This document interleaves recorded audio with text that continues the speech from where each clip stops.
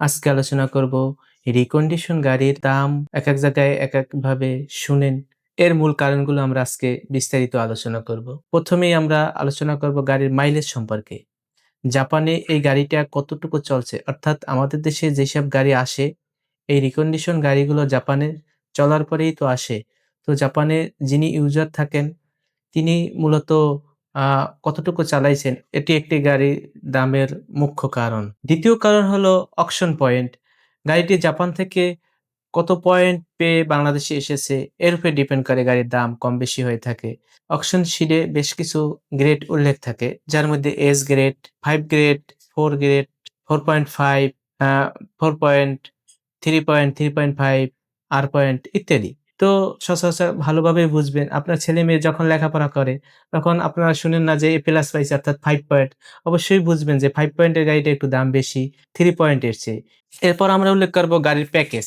ক্রয় গাড়িতেই ৩ টি প্যাকেজ থাকে যার মধ্যে আ ধরেন আজকে আমরা প্রিমিয় গাড়ি নিয়ে আলোচনা করি। প্রিমিয় গাড়িতে ৩ টি প্যাকেজ থাকে যার মধ্যে ধরেন F package, FL package, FEX package. তো আপনার প্যাকেজের উপরে ডিপেন্ড করে গাড়ির দাম কম এবং একটু বেশি হয়ে থাকে। কারণ আ এফ প্যাকেজটা হলো বেসিক প্যাকেজ থাকে। এফএলটা হলো আরেকটু উন্নত। আর এফইএক্স প্যাকেজ হলো প্রিমিয়াম প্যাকেজ। এখানে সব ধরনের অপশন থাকে।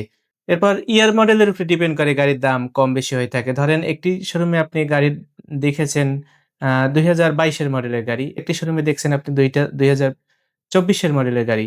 তো ২২ এর মডেলের গাড়ি নিশ্চয়ই ২৪ এর মডেলের চেয়ে একটু কম বেশি হবে। গাড়ির কালার যেমন পার্ল কিংবা সাদা কালারের চেয়ে মিকা ব্লু অথবা রেড ওয়াইন কালার একটু দাম বেশি। গাড়ি হাইব্রিড না নন হাইব্রিড, গাড়িটি পুশ স্টার্ট নাকি চাবি স্টার্ট, গাড়িটি নগদ কিনতেছেন কিংবা ব্যাংকে কিনতেছেন। নগদ কিনলে তাড়াতাড়ি আপনি গাড়িটা পেয়ে গেলেন। ব্যাংক হলে ধরেন আপনার ১৫ দিনের মতো সময় লাগে তাহলে একটু দাম কম বেশি হয়ে থাকে।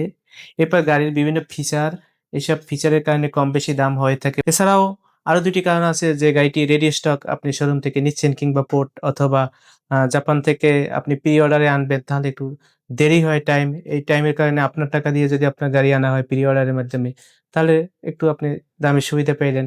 আপনি যদি সরাসরি শোরুম থেকে নেন সেক্ষেত্রে দাম তো একটু বেশিই হবে কেননা শোরুম টাকা ইনভেস্ট করে এরপর গাড়িটা আনছে। এরপর হলো সর্বশেষ কাছাকাছি প্রোডাক্ট। আপনি একটি এক্সিও গাড়ি কিনলেন, একটি ফিল্ডার গাড়ি কিনলেন। তো ফিল্ডার এবং এক্সিও এর মধ্যে একটু হালকা দাম কম বেশি হয়ে থাকে। তো আজকে আমি যেসব আ বিষয়ে আলোচনা করলাম নিশ্চয়ই আপনারা বুঝতে পারছেন যে একটি রিকন্ডিশন গাড়ি কিভাবে দাম কম বেশি হয়ে থাকে।